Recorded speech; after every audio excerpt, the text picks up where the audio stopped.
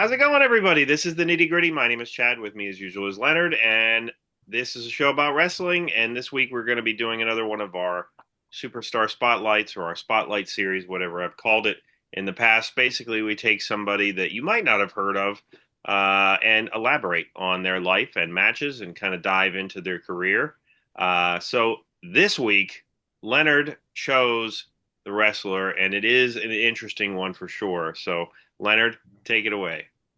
So today this is probably the oldest one that we've gone back on. It's a guy named Yukon Moose Cholak, who I had never heard of before until he was mentioned on one of the Jim Cornette podcasts.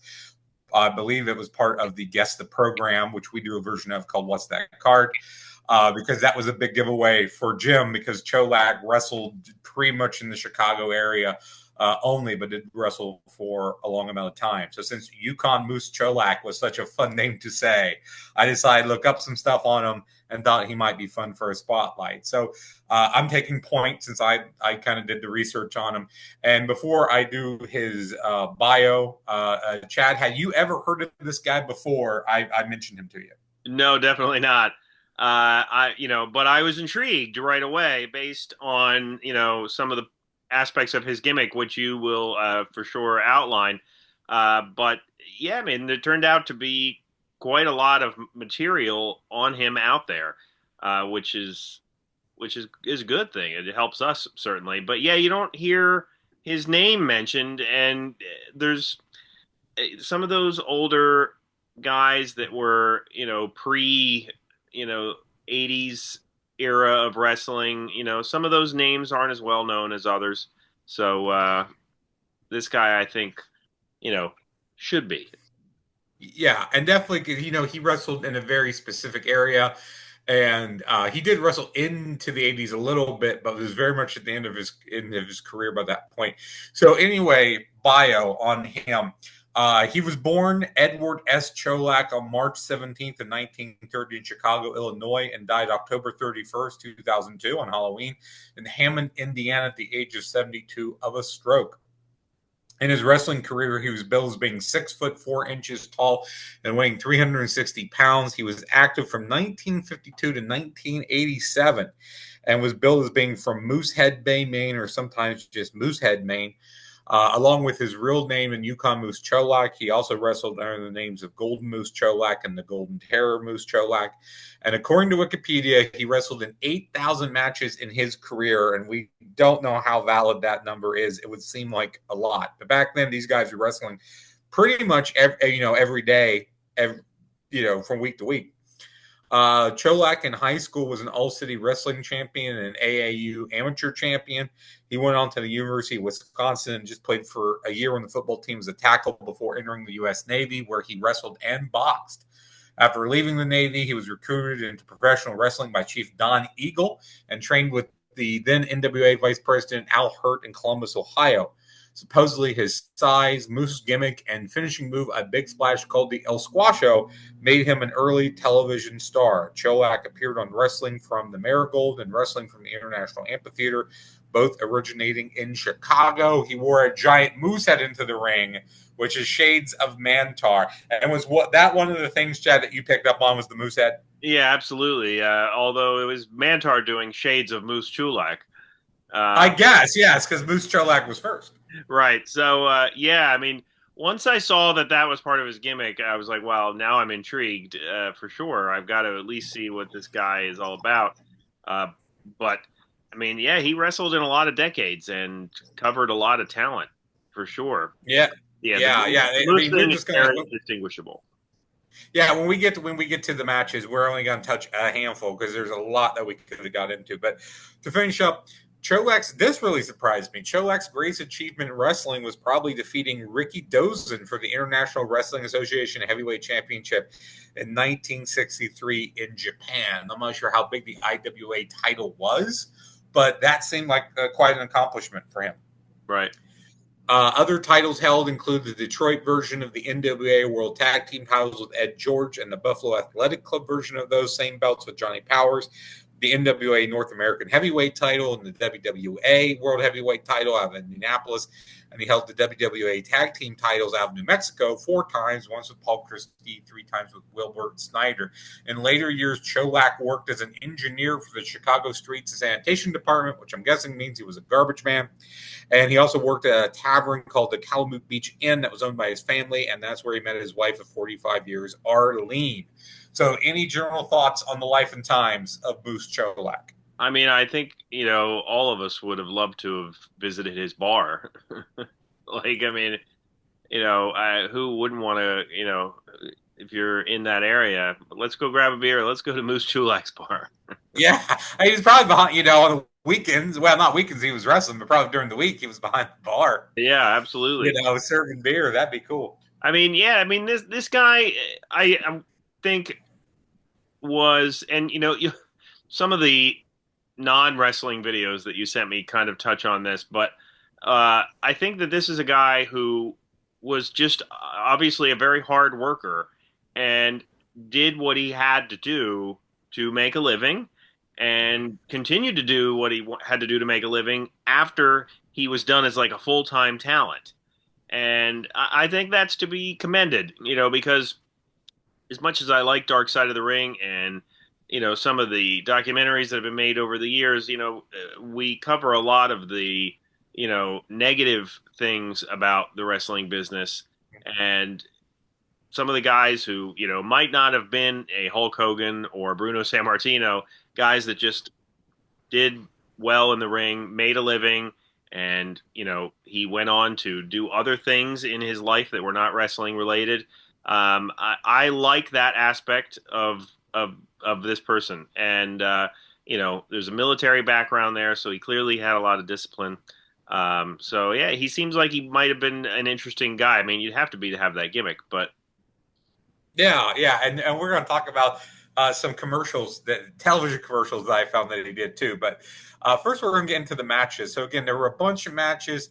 I kind of selected 5 that you can find on YouTube and sent to Chad that I thought was a good representation of him in the 60s and 70s and against some notable names. I did take a look at a few things from the 80s, which felt really rough, so we're not going to go that far. The first 3 matches are in black and white, and I think it's very interesting that he is against 3 of the very early black superstars of pro wrestling in those matches. I'm not sure if that was a thing where he usually wrestled the black athletes that came in, or that's just happened to be 3 matches that that was found and they had and kind of popped up in the algorithm on YouTube, that type of thing. But I think we're pretty much going in chronological order here. So the first match is Yukon Moose Cholak versus Sweet Daddy Siki from NWA Chicago in 1960. This is your pre-classic big bruiser versus faster little guy match. Cholak controls most of the way, alternating between clubbing blows and knees to the midsection and wear down holds. Siki gets some shine moments using a stick and move strategy. My favorite spot is when Siki tries a flying shoulder tackle off the ropes and just bounces off of Cholak like he hit a brick wall. I also like when Cholak was working a leg hold and he's tall enough to stand up while keeping the hold and kicking Siki in the back of the head.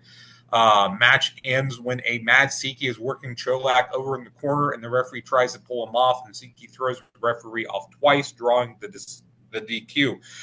Crowd loved that, though. While the match itself was pretty basic, maybe 2 stars, the aftermath made me want to see a rematch.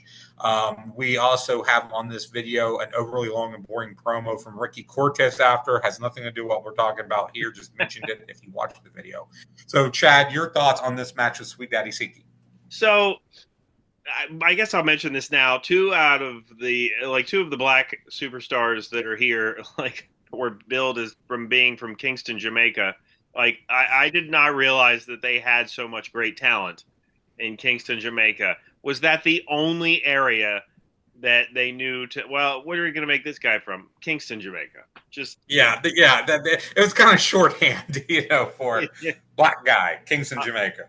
Yeah, I mean, Moose in this match, because it's his, he's younger, is certainly more agile. I thought that the DQ for pushing the ref was kind of why? There wasn't anything going on in the match that would necessitate that response from the wrestler. It wasn't like Moose Cholak was cheating or like, there was somebody else getting in blows, like a manager. It was just like I'm beating on him, and you know what? Now I'm going to push the ref away too. It was just very, like, very It odd. seemed like a cheesy way to kind of save both of them. Because Cholak should have won the match, in my opinion. The way the Yeah, match was going and everything, I think Cholak should have won. But I don't know if Siki was a guy who was coming in. A lot of times when the guy comes in, you don't want to bury him, but you don't want to bury your local guy either. So, yes, yeah, that one didn't have a great finish to it. Next up, we have Yukon Moose Cholak versus Bearcat Wright from NWA Chicago on April 14th of 1961. The commentator here is a guy named Russ Davis, who is pretty funny. Before I talk about the match, Chad, what do you think of Russ Davis? and this was the If commentator. you noticed him at all, the commentator here. Yeah. I did. Like, I kind of watched these matches out of chronological order, so I'm trying to remember the commentator on this particular match. Some of them were better than others. Some of them were easygoing on the mic. Others, I got the feeling like they didn't do this super often. like, Yeah, a lot of times with these regional shows back in the day, the commentators were, the newscaster or the sports guy or the weatherman on the 6 o'clock news. yeah, And they were, substituting, and it was just an extra thing they did on the weekends, for a paycheck. So a lot of these guys didn't know pro wrestling. right. For years at the Monster Bash, we had before his death Bill Cardill as a guest, known as Chili Billy, who was a weatherman who hosted a late night monster movie show, and who also was the announcer for wrestling out of Pittsburgh. Did all three of those things in the Awesome. 60s and 70s. So yeah, they had to be true Renaissance guys back then. But this match itself, before the match, is I'd never seen this before. Cholak has eggs thrown at him, Yeah. and the ring. Yeah, that's how you know you're over as a heel. People are Yep. throwing eggs at you. I saw And that. how And did they get eggs? How did they get eggs in there? well, back then, it probably was easier to get in there than we think, but Yeah, they had to stop and clean the ring, to yeah, be sure that everything was, good for them to wrestle. And yeah. the other note I had about pre-match things Mhm. was just, the ref had super tight underwear on, because there's like a part there where he's like vigorously picking his wedge, and like, Oh, I did not notice that one. it's No. just, it was, I don't know why, it just really stood out to me. But Yeah. yeah. Yeah, I would say another thing is that Chulak refuses to shake hands at the beginning, which gets great crowd heat. So Wright is a bigger guy than Siki, and so this is about them being more even and kind of trading blows back and forth. A good spot I really like is when Cholak backs right into the corner and he yells to the ref about him using a closed fist, and then Wright just walks away like he's not scared of Cholak at all. I thought that was a good spot. That got a good crowd pop. Lots of close fighting here. They both go down a couple times in collisions from off the ropes. Another good spot is Wright working on body scissors on the mat, and he puts his thumbs in Cholak's ears to simulate moose antlers. Wright goes for a body slam, and Cholak collapses on top of him. Wright just misses kicking out. It's a bit of an abrupt finish. And I thought this match was a little sloppy overall. I might go star and a half, star and 3/4. But your thoughts here on this one? Yeah, I there were maybe a bit too many just kind of big guy collisions here, Mm-hmm. but overall, I thought that this was a pretty solid match of two bigger guys, and I also wrote down the Moose ears uh, segment and the yeah, and For those watching on YouTube, I'm doing it now absolutely. Yeah, to you got to, simulate. just so people out there remember what it is, because I don't know if people Yeah. do that at school anymore. But No, I the, don't. I doubt it. the leg scissors also, I remember that.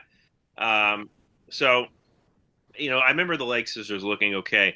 But one note I would like to make about some of these older matches, and this is not to criticize Moose Chulak in any way, but like, we are kind of spoiled today with the camera angles and the editing of what goes on in the ring, because some of these old matches, when I'm watching them and I look at the people in the crowd, and like, honestly, some of them, it was really interesting to do some of the crowd watching to me because it's like a time capsule, right?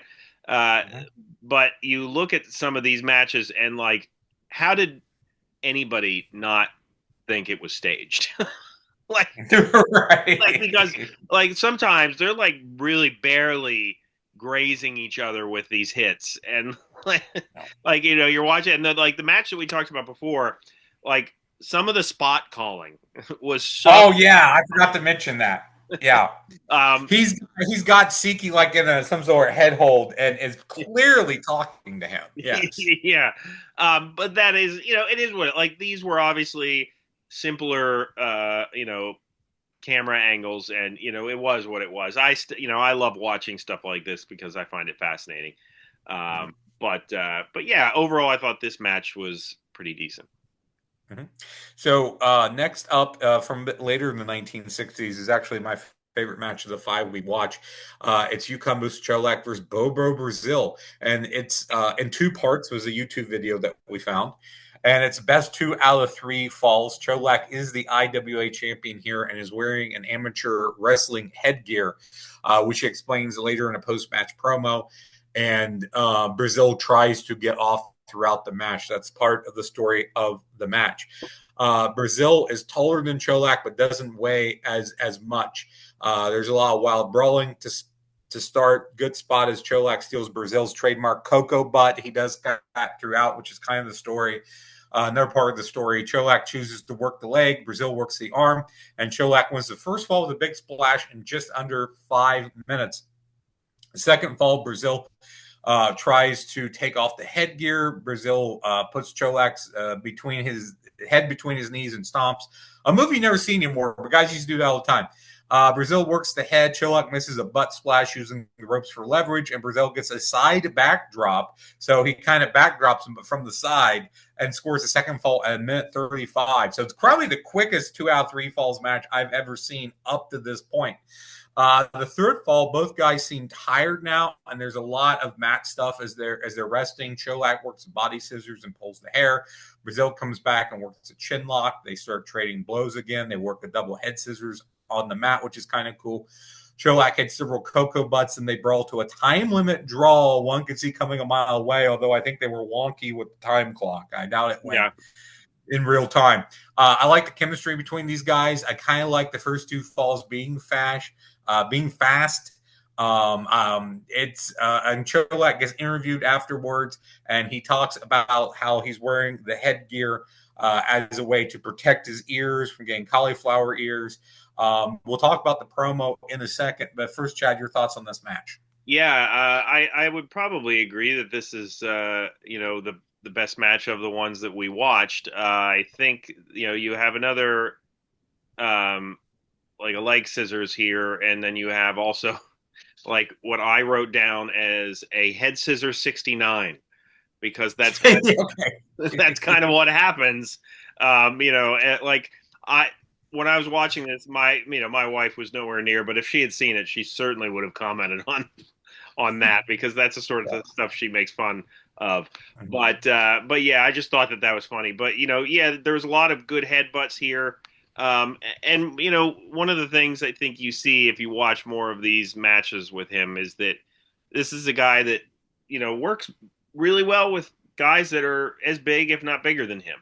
Mm-hmm. So like he does really well with the kind of two monsters in the ring type of match.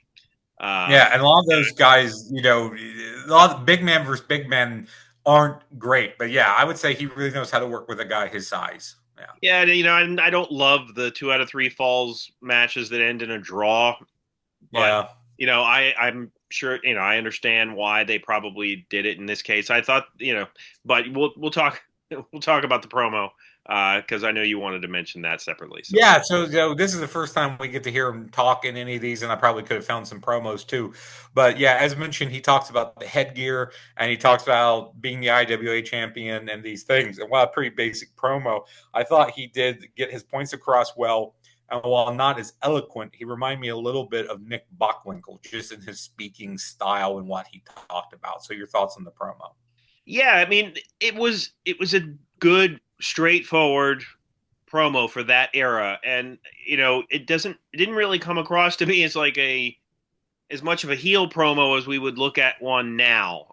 This was just, Yeah. he was just giving his thoughts on the match and that he wanted, a rematch with him. And like he said, he wanted an hour, which an hour long Moose Chulak match sounds like that would be an interesting choice if you're a promoter. But, I thought that it was just kind of, it speaks to how in some of these matches, he was not the heel. Where somebody else might have been the heel, as like he was kind of just a stalwart of that area Mhm. and played his role I think however he needed to play it. Yeah, I think it got to the point where he was there so long that the fans just said, "This is our guy," because he Right. was definitely a face through the 70s and 80s until his retirement. So the next match we have is Yukon Moose Cholak versus Dusty Rhodes from NWA Chicago on June 9th in 1973. This is clipped. We don't see the ending, although the commentator mentions that it ends in a draw. I picked this because it's against Dusty Rhodes. This is a voiceover from the future. It appears that this is maybe a show of old matches that they ran in the Chicago area at some times. Rhodes is getting knocked into the ropes early on, and he just stares at Cholak like, "How dare you?" I love that. This is definitely a Dusty Rhodes match that Cholak is wrestling here because Rhodes uses a lot of punches, lots of elbows, a lot of smacking Cholak's head into the turnbuckles. Cholak squashes Rhodes in the corner. He impresses by lifting Rhodes up on a bear hug because Dusty was not a small man. Rhodes with a bunch of elbows. Cholak wears Rhodes down with a headlock. He misses a splash. Rhodes misses a splash then himself. I'm surprised they do a crisscross sequence. Guys this Yeah. size and they smack into each other and go down. They fight from their knees. Rhodes moves on a charge to the corner. Both guys are blown up. Cholak pounds on Rhodes and he begs off. And then this is where the match cuts off. So it's kind of hard to rate without seeing all of it. And again, because it was Dusty, I wanted to include it. But it seemed okay for what it was. Like I said, it seemed like definitely Dusty was leading the match. I really liked what I saw. I wish that, like you, I wish it was a full match. But I mean, this was, obviously a slower, more plotting type of match. There was some really solid, what I would call like down and dirty fighting Mm-hmm. between the two. But I mean, Dusty had such natural charisma, and I think Moose Chulak could very easily go into the gruff, heelish type of personality well enough to make the two of them have chemistry. I thought that it was interesting to see Dusty kind of you know controlled like ragdoll at times. Like Dusty is not a small man, No. but Moose Chulak at one point gets him up in like a bear hug like he's nothing. So, and we'll speak to Moose Chulak's toughness, at the end. But yeah, I liked this for what it was. Yeah, yeah. I wish it would have been a whole thing. So our last match we're going to talk about is from later in the 1970s. It's from WWA All-Star Championship Wrestling out of Indiana, and it's Yukon Moose Cholak versus Dr. Big Bill Miller, who's really a veterinarian from Columbus who also wrestled. Sam Miniker is on the call here. This is your standard big meaty guy slapping meat match, as they like to say. Cholak is noticeably much heavier here than the black and white matches that we watched. I saw some things that guess that he was maybe around 400 pounds by this point. He's wrestling with a shirt on at this point, which he wasn't doing earlier on. Um, these guys don't do much because they are old, fat, and slow. Both guys are on the other side of the mountain for them. Miller wanted a handshake, and Cholak doesn't want to take it, but then he does, and Miller doesn't do anything, so that seems like a waste. We learned where the term Beal throw comes from, which I didn't know. It was created in 1907 by Fred Beal. Most interesting part of the match, learning that. Miller hurts himself on a backdrop. Miller goes to the floor a couple times. This is bull and shoe ugly, as Jim Ross would say. Just a really slow, boring fight here. Cholak does the Andre the Giant sit on the guy in the corner spot, which I think is the hallmark of all fat guys ready to retire. Pretty cool spot as Miller gets totally tied up in the ropes. And we got another time limit draw for absolutely no reason. I think Cholak should have won here too. I would give this maybe half a star.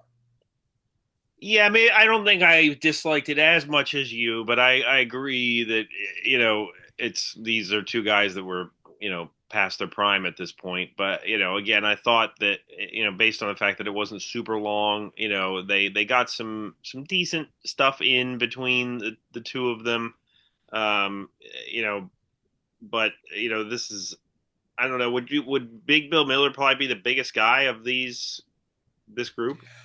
I would say so. I would say Yeah. Brazil might be a little bit taller, but Yeah. Miller, it his by size and weight would probably be the biggest guy that Cholak faces here. Yeah, Yeah, it's there's a cool not like an interesting little spot where one of them gets tied up in the ropes that I thought was interesting, but yeah, this match kind of was what it was. They were both bigger and older and wrestled that way, so you kind of know what you're getting.